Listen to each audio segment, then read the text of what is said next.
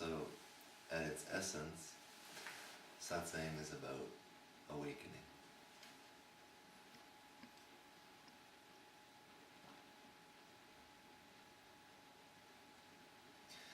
And it can be useful just to be clear about what we mean by awakening. Awakening is a word that's used a lot these days, and it means many things to many people.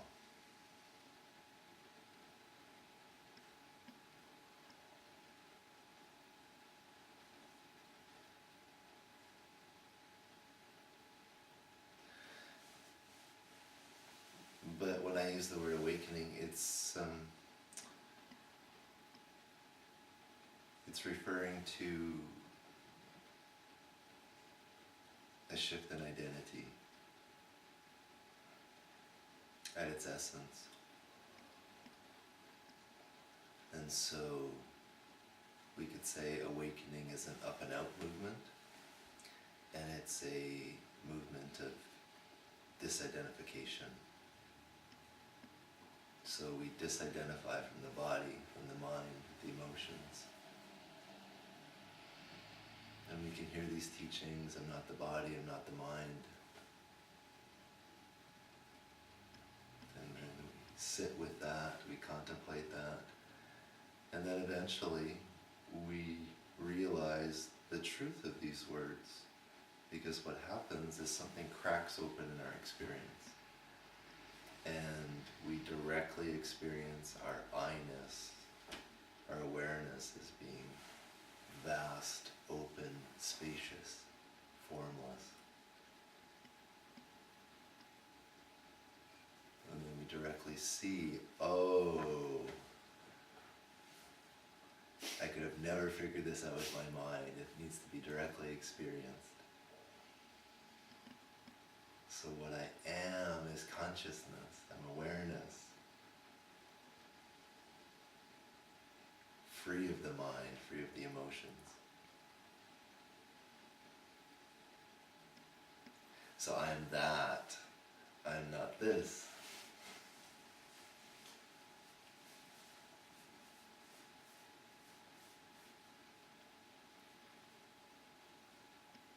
And of course for most people, that doesn't necessarily always stick the first time we see that.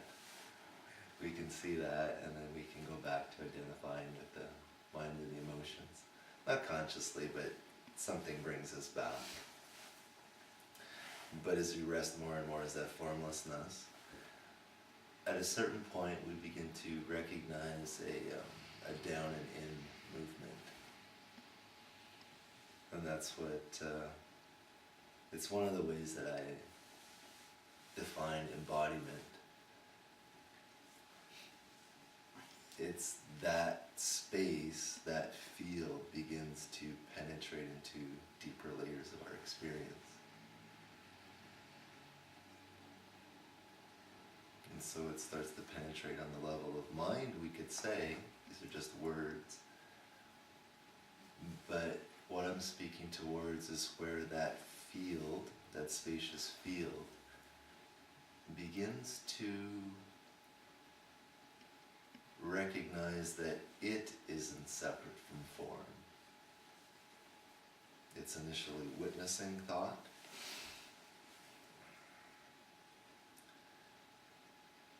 But as we sit with that, rest as that, we could say it begins to penetrate into thought. So it can witness thought, but it's like the collapse between the witness and thought begins to somehow just dissolve into one thing. These are of course words, it's pointing more towards the experience. Likewise, the emotions, the emotional body, the heart. And when it starts penetrating at this level, this is really where the perception of oneness comes from. The collapse of the witness and the witnessed.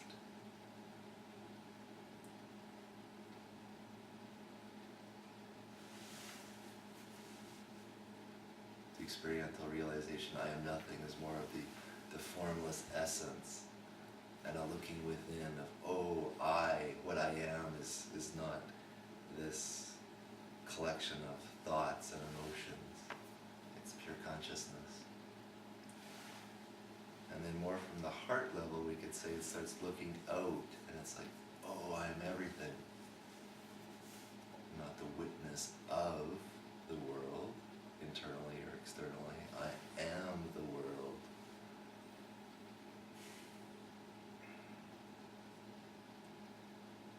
And as we sit with that more and abide as that more, it begins to penetrate even deeper into our experience.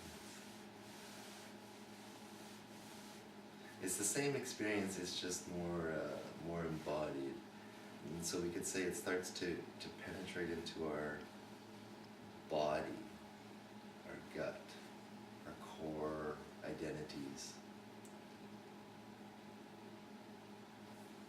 our physicality, our solidity.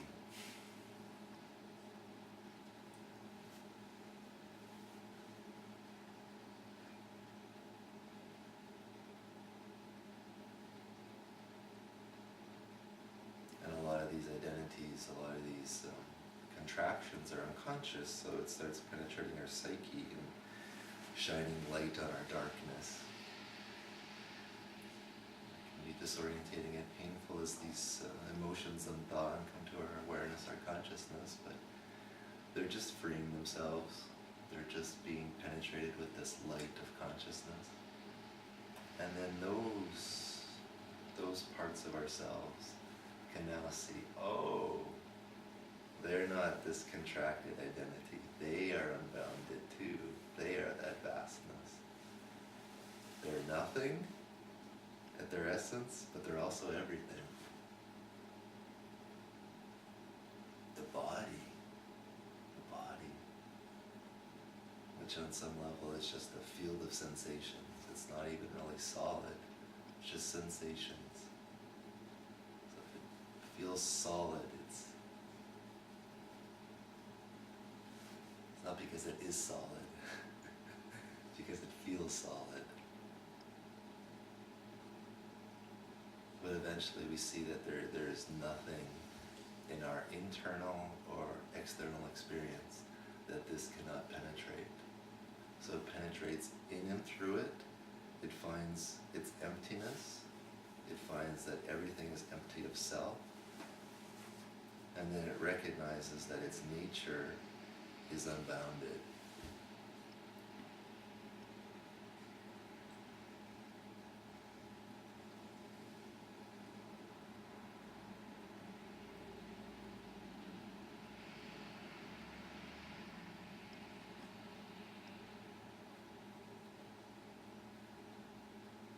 And of course there's bits of shrapnel that can come up every once in a while to remind us of, oh, okay, there's a couple parts that still don't know that. Okay, and so you just invite them into that, and that's okay.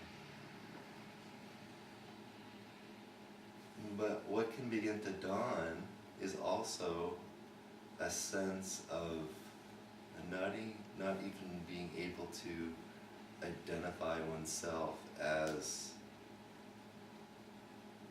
anything. Not even the field of pure I amness, not even the field of pure awareness, not even oneness.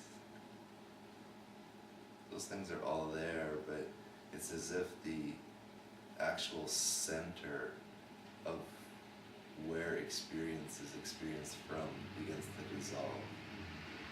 And you still experience, but try as you might, you can't reference who's experiencing.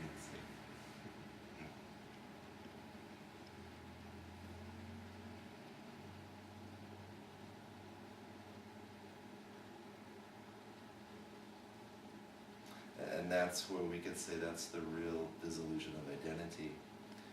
It's the ability to identify is what dissolves, not the identity itself.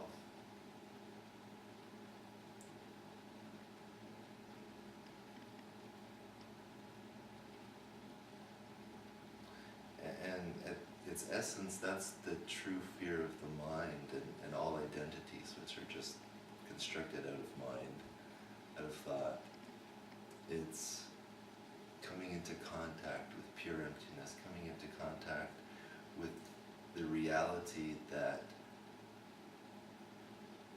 can never reference, one can never be even.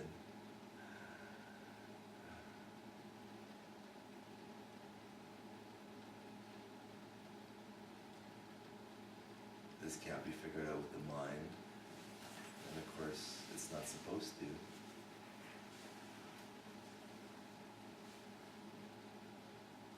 And so part and parcel with this is you let go of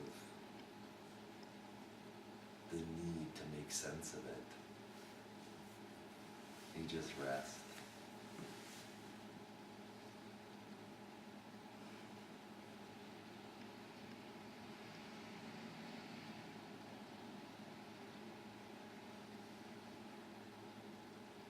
And this is where everyone's going.